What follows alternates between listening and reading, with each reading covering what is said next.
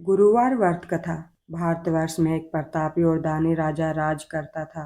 वह रोजाना गरीबों और ब्राह्मणों की मदद किया करता था। यह बात उसकी रानी को बिल्कुल भी अच्छी नहीं लगती थी। वह ना ही गरीबों को दान देती, ना ही भगवान का पूजन किया करती थी और राजा को भी दान देने से मना करती थी। एक दिन राजा शिकार खेलने वन को चले गए तो रानी महल में अकेली थी। उसी समय बृहस्पति देव साधु का वेश धारण कर राजा के महल में भिक्षा के लिए आए और भिक्षा मांगी।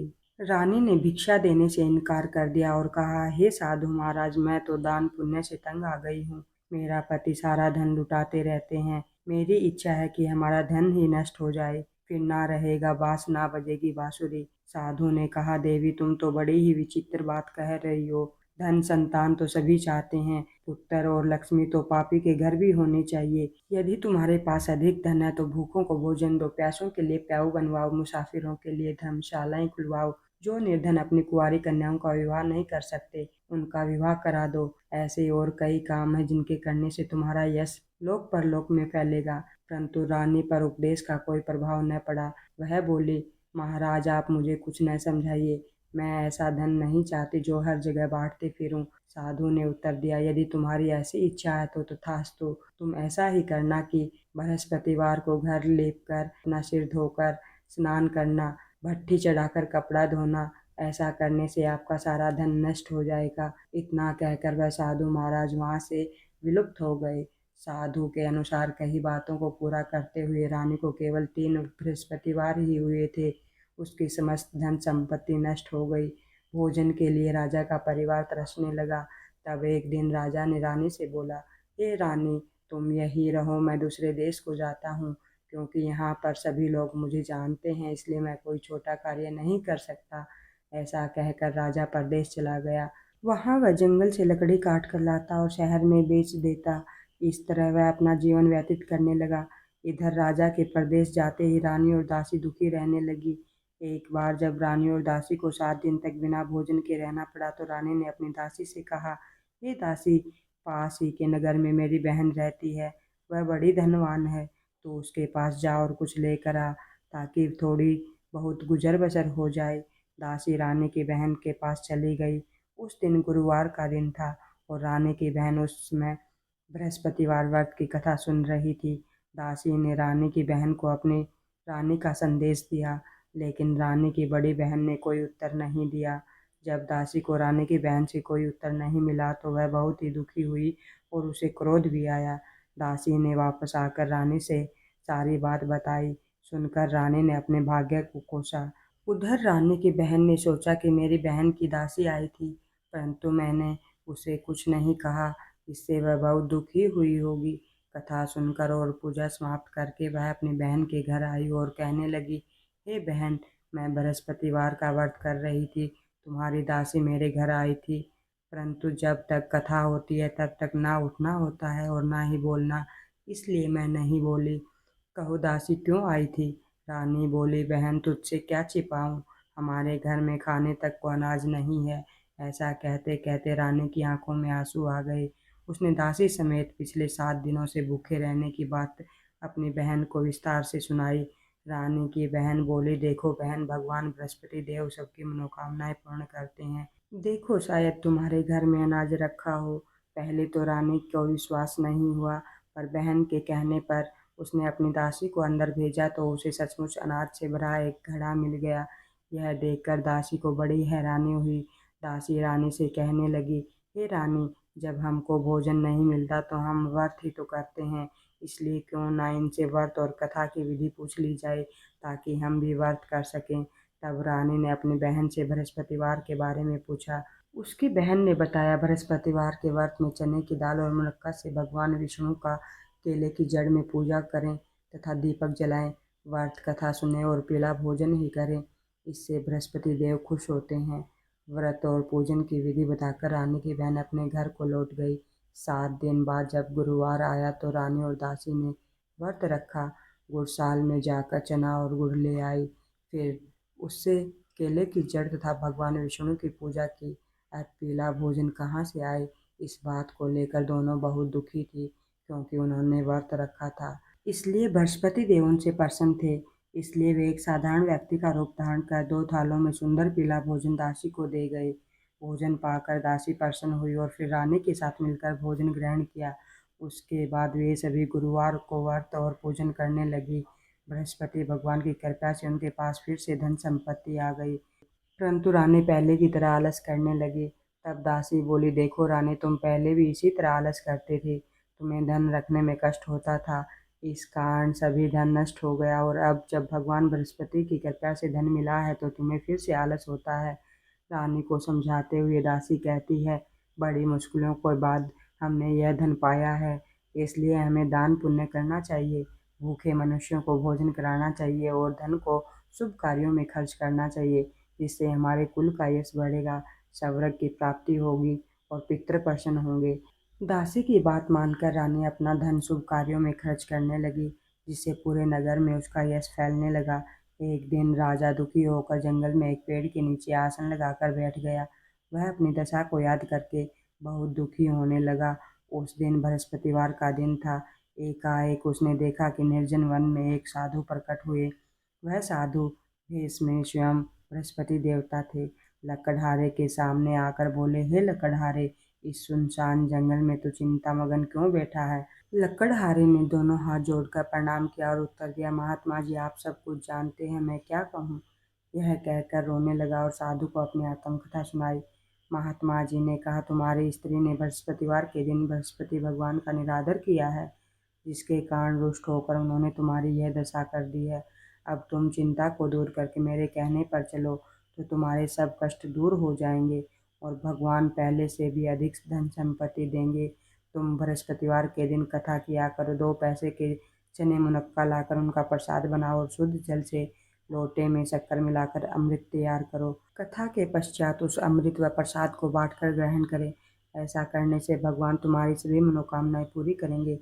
साधु के ऐसे वचन सुनकर लकड़हारा बोला, प्रभु, मुझे लकड़ी बेचकर इतना पैसा नहीं मिलता जिससे भोजन के उपरांत कुछ बचा सकूं। मैंने रात्रि में अपनी स्त्री को व्याकुल देखा है। मेरे पास कोई साधन नहीं जिससे उसका समाचार जान सकूं। फिर मैं कौन सी कहानी कहूँ, यह भी मुझको मालूम नहीं। साधु ने कहा, हे राजा, मन में बृहस्पति भगवान के पूजन व्रत का निश्चय करो। वे स्वयं तुम्हारे लिए कोई राह बना देंगे। बृहस्पतिवार के दिन तुम रोजाना की तरह लकड़ियाँ लेकर शहर में जाना। तुम्हें रोज से 2 गुना ज़्यादा धन मिलेगा, जिससे तुम भली भांति भोजन कर लोगे तथा बृहस्पति देव की पूजा का सामान भी आ जाएगा। जो तुमने बृहस्पतिवार की कहानी के बारे में पूछा है वह इस प्रकार से है। हे राजन, प्राचीन काल में एक बहुत ही निर्धन ब्राह्मण था। उसकी कोई संतान नहीं थी। वह रोजाना पूजा पाठ किया करता था। उसकी स्त्री ना स्नान करती, ना किसी देवता की पूजा किया करती थी। इस कारण ब्राह्मण देवता बहुत दुखी रहते थे। भगवान की कृपा से ब्राह्मण के यहाँ एक कन्या उत्पन्न हुई। कन्या बड़ी होने लगी। प्रातः स्नान करके वह भगवान विष्णु का जप किया करती थी। बृहस्पतिवार का व्रत भी करने लगी। पूजा पाठ समाप्त कर पाठशाला जाती तो अपनी मुट्ठी में जौ भर कर लेकर जाती। पाठशाला के मार्ग में डालती जाती। लौटते समय वही जो सोने के हो जाते उनको बीनकर घर ले आती। एक दिन वह बालिका सूप में उस सोने के जौ को फटकार कर साफ कर रही थी। तभी उसकी माँ ने देखा और कहा कि बेटी, सोने के जौ को फटकने के लिए सोने का सूप भी होना चाहिए। दूसरे दिन गुरुवार था। कन्या ने व्रत रखा और बृहस्पति देव से सोने का सूप देने की प्रार्थना की।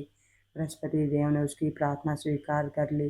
रोजाना की तरह वह कन्या जौ फैलाती हुई पाठशाला चली गई। पाठशाला से लौटकर जब वह जौ बीन रही थी तो बृहस्पति देव की कृपा से उसे सोने का सूप मिला। उसे वह घर ले आई और उससे जौ साफ करने लगी, परंतु उसकी माँ का वही ढंग रहा। एक दिन की बात है, कन्या सोने के सूप में जब जौ साफ कर रही थी, उसी समय उस नगर का राजकुमार वहां से निकला। कन्या के रूप और कार्य को देखकर वह उस पर मोहित हो गया। राजमहल आकर उसने भोजन और जल त्याग दिया और उदास होकर लेट गया। राजा को जब राजकुमार द्वारा अन्न जल त्यागने का समाचार प्राप्त हुआ तो अपने मंत्रियों के साथ वह अपने पुत्र के पास गया और पूछा कि हे पुत्र, तुम्हें किस बात का दुख है? तुम्हें क्या चाहिए? तो उसने कहा, हे पिताजी, मुझे एक लड़की बहुत पसंद है, मैं उससे विवाह करना चाहता हूँ। तो राजा ने कहा, हे पुत्र, वह लड़की कौन है, कहाँ है, तुम उसके बारे में बताओ। तो राजकुमार ने राजा को उस लड़की के घर का पता भी बता दिया। मंत्री उस लड़की के घर गया। मंत्री ने ब्राह्मण के समक्ष राजा की ओर से निवेदन किया। कुछ ही दिन बाद ब्राह्मण की कन्या का विवाह राजकुमार के साथ संपन्न करा दिया गया। कन्या के घर से जाते ही ब्राह्मण के घर में पहले की भांति गरीबी का निवास हो गया। एक दिन दुखी होकर ब्राह्मण अपनी पुत्री से मिलने गए। बेटी ने पिता की अवस्था को देखा और अपनी माँ का हाल पूछा। ब्राह्मण ने सभी हाल कह सुनाया। कन्या ने बहुत सा धन देकर अपने पिता को विदा कर दिया। लेकिन कुछ ही दिन बाद फिर वही हाल हो गया। ब्राह्मण फिर अपनी कन्या के यहाँ गया और सभी हाल कहा तो पुत्री बोली, हे पिताजी, आप माताजी को यहाँ लेकर आइए, मैं उन्हें यह विधि बताऊंगी जिससे गरीबी दूर हो जाएगी। ब्राह्मण देवता अपनी पत्नी को साथ लेकर अपनी पुत्री के पास राजमहल पहुंचे तो पुत्री अपनी माँ को समझाने लगी। हे माँ, तुम प्रातः काल स्नान आदि करके भगवान विष्णु की पूजा किया करो, सब दरिद्रता दूर हो जाएगी। परंतु उसकी माँ ने उसकी एक भी बात नहीं सुनी। वह प्रातः काल उठकर अपनी पुत्री की बची हुई जूठन को खा लेती थी। एक दिन उसकी पुत्री को बहुत गुस्सा आया। उसने अपनी माँ को एक कोठरी में बंद कर दिया। प्रातः उसे स्नान आदि करा के पूजा पाठ करवाया तो उसकी माँ की बुद्धि ठीक हो गई। उसके बाद वह नियम से पूजा पाठ करने लगी और प्रत्येक बृहस्पतिवार को व्रत करने लगी।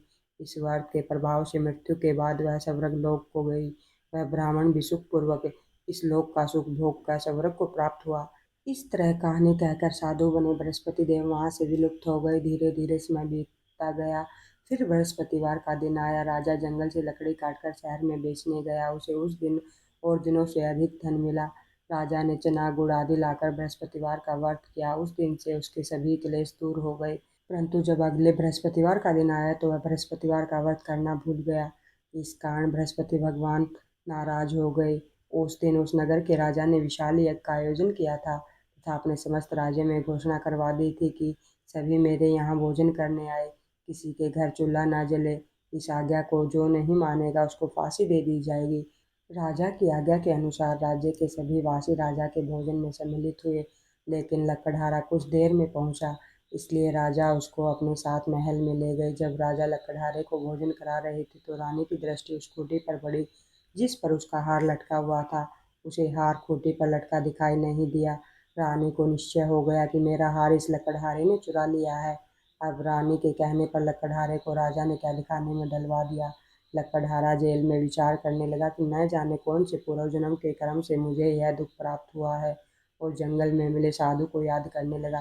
तभी तत्काल बृहस्पति देव साधु के रूप में प्रकट हो गए और कहने लगे, अरे मूर्ख, तूने बृहस्पति देवता की कथा नहीं की, उसी कारण तुम्हें यह दुख प्राप्त हुआ है। अब चिंता मत कर, बृहस्पतिवार के दिन जेल खाने के दरवाजे पर तुम्हें 4 पैसे पड़े मिलेंगे। उनसे तुम बृहस्पतिवार की पूजा करना तो तेरे सभी कष्ट दूर हो जाएंगे।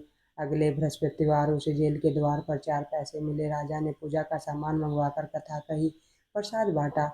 ऐसा करने से बृहस्पति देव बहुत ही प्रसन्न हुए और उसी रात्रि में बृहस्पति देव ने उस नगर के राजा को स्वप्न में कहा, हे राजा, तूने जिसे जेल में बंद किया है उसे कल छोड़ देना। वह किसी अन्य देश का राजा है, वह निर्दोष है। राजा प्रातःकाल उठा और खूंटी पर टंगा हार देखकर लकड़हारे को बुलाकर क्षमा मांगी तथा राजा के योग्य सुंदर वस्त्र आभूषण भेंट कर उसे विदा कर दिया। बृहस्पति देव की आज्ञा के अनुसार राजा अपने नगर को चल दिया। राजा जब अपने नगर के निकट पहुंचा तो उसे बड़ा ही आश्चर्य हुआ। नगर में पहले से अधिक बाग, तालाब, कुएं और बहुत सी धर्मशालाएं, मंदिर आदि बन गई थी। राजा ने पूछा, यह किसका बाग और धर्मशाला है? तब नगर के सभी लोग कहने लगे, यह सब रानी और बांदी के हैं। तो राजा को आश्चर्य हुआ और गुस्सा भी आया। जब रानी ने यह समाचार सुना कि राजा आ रहे हैं तो उसे बांदी से कहा, हे दासी, देख, राजा हमको किसी बुरी हालत में छोड़कर गए थे। हमारी ऐसी हालत देखकर वह वापस लौट न जाएं, इसलिए तू दरवाजे पर खड़ी हो जा। आज्ञा के अनुसार दासी दरवाजे पर खड़ी हो गई। राजा आए तो मैं अपने साथ अंदर लेकर चली गई। तब राजा ने क्रोध करके अपनी रानी से पूछा कि यह धन तुम्हें कैसे प्राप्त हुआ? तब उन्होंने कहा कि हमें यह धन बृहस्पति देव के इस व्रत के प्रभाव से प्राप्त हुआ है। यह सुनकर राजा बड़े ही खुश हो गए। राजा ने निश्चय किया कि 7 रोज बाद तो सभी बृहस्पति देव का पूजन करते हैं, परंतु मैं प्रतिदिन दिन में 3 बार कहानी तथा रोज व्रत किया करूँगा। अब हर दिन राजा के दुपट्टे में चने की दाल बंधी रहती और दिन में 3 बार कहानी कहता। एक रोज राजा ने विचार किया कि चलो अपनी बहन के यहाँ होके आए। इस तरह निश्चय कर राजा घोड़े पर सवार होकर अपनी बहन के यहाँ चला गया। मार्ग में उसने देखा कि कुछ आदमी एक मुर्दे को लेकर जा रहे हैं। उन्हें रोककर राजा कहने लगा, अरे भाइयों, मेरी बृहस्पति देव की कथा सुन लो। वे बोले, लो हमारा तो आदमी मर गया है, इसको अपनी कथा की पड़ी है। परंतु कुछ आदमी बोले, अच्छा है, कहो, हम तुम्हारी कथा भी सुनेंगे। राजा ने चने की दाल निकाली और जब कथा आधी हुई कि मुर्दा हिलने लग गया, और जब कथा समाप्त हो गई तो राम राम करके मनुष्य उठकर खड़ा हो गया। आगे मार्ग में राजा को एक किसान खेत में हल चलाता मिला। राजा ने उसे देख और उससे बोला, अरे भैया, तुम मेरे बृहस्पतिवार की कथा सुन लो। किसान बोला, जब तक मैं तेरी कथा सुनूंगा तब तक 4 हरैया जोत लूंगा। जा अपनी कथा किसी और को सुनाना। इस तरह राजा आगे चला गया। राजा के हटते ही बैल पछाड़ खाकर गिर गया तथा किसान के पेट में बड़ी जोर का दर्द होने लगा। उस समय उसकी माँ रोटी लेकर आई। उसने जब देखा तो अपने पुत्र से सब हाल पूछा और बेटे ने सभी हाल कह दिया। तो बुढ़िया दौड़ी दौड़ी उस घुड़सवार के पास चली गई। उससे बोली, मैं तेरी कथा सुनूंगी, तो अपनी कथा मेरे खेत पर चलकर ही कहना। राजा ने बुढ़िया के खेत पर जाकर कथा कही, जिसके सुनते ही वह बैल उठ खड़ा हुआ और किसान का पेट का दर्द भी ठीक हो गया। राजा अपनी बहन के घर पहुंचा। बहन ने राजा की खूब मेहमान नवाजी की। दूसरे रोज प्रातःकाल राजा जगा तो वह देखने लगा कि सब लोग भोजन कर रहे हैं। राजा ने अपनी बहन से कहा, ऐसा कोई मनुष्य है जिसने भोजन नहीं किया हो? मेरी बृहस्पतिवार की कथा सुन ले। बहन बोली, भैया, यह देश ऐसा ही है कि यहाँ लोग पहले भोजन करते हैं, बाद में अन्य काम करते हैं। अगर कोई पड़ोस में हो तो देख कर आती हूँ। वह ऐसा कहकर देखने चली गई, परंतु उसे कोई ऐसा व्यक्ति नहीं मिला जिसने भोजन न किया हो। अतः वह एक कुम्हार के घर गई जिसका लड़का बीमार था। उसे मालूम हुआ कि उसके यहाँ 3 रोज से खाना नहीं बना है। बहन ने अपने भाई की कथा सुनने के लिए कुम्हार से कहा।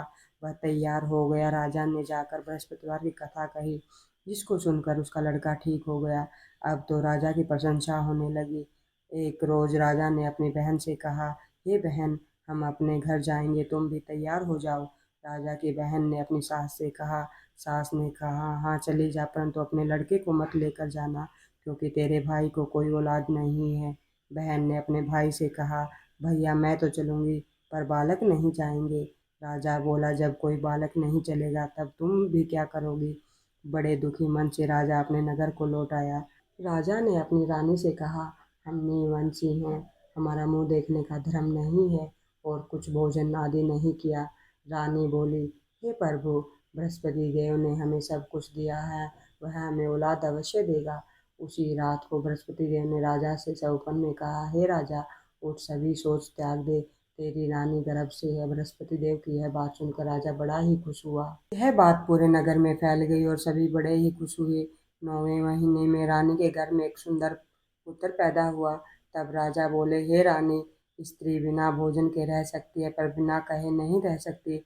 जब मेरी बहन आवे तुम उससे कुछ मत कहना। रानी ने सुनकर हाँ कह दिया। जब राजा की बहन ने यह शुभ समाचार सुना तो वह बहुत ही खुश हुई तथा बधाई लेकर अपने भाई के यहाँ आई। तब रानी ने कहा, घोड़ा चढ़कर नहीं आई तो गधा चढ़ी आई। राजा की बहन बोली, भाभी, मैं इस प्रकार न कहती तो तुम्हें औलाद कैसे होती? बृहस्पति देव ऐसे ही हैं, जैसी जिसके मन में कामनाएं होती हैं सभी की पूर्ण करते हैं। जो सद्भावना पूर्वक बृहस्पतिवार का व्रत करता है और कथा